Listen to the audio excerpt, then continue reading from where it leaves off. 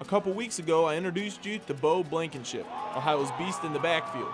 Now it's time to reveal Ohio's second running weapon, Ryan Boykin. After an injury forced him out for several weeks, Boykin racked up 45 yards on 8 carries, good for over 5 yards a carry against Marshall.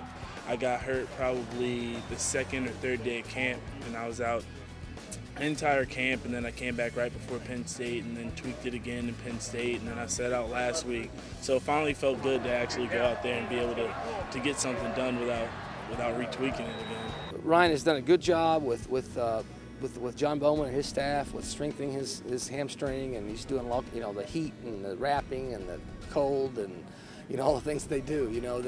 And so I think he's doing all that he can. But those hamstrings for a running back are vital. You gotta have that gear. When you see that crease, you gotta hit it.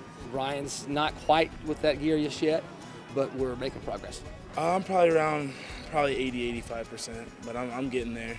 Every week I'm going up a little bit, so I'm getting there. With Boykin back in the rushing rotation, Blankenship won't have to carry the ball 30 or more times a game, making the Bobcat backfield much more lethal. Bo, he wants every snap, and we're averaging close to 90 snaps a game, and that's tough for one guy to stay tip-top fresh.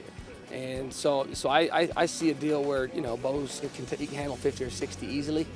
And Ryan's gonna get some, and I like to play my two young guys. We have a lot of depth. I mean, Bo's been doing his thing. I'm definitely proud of him, and when other people have gotten in, like Daz and Kyle, they've showed out too. So it just shows how good our offense can be. It's just not one guy. It's our second string guys as good as our first, our third string guys as good as our second. So it just shows that we're a complete backfield.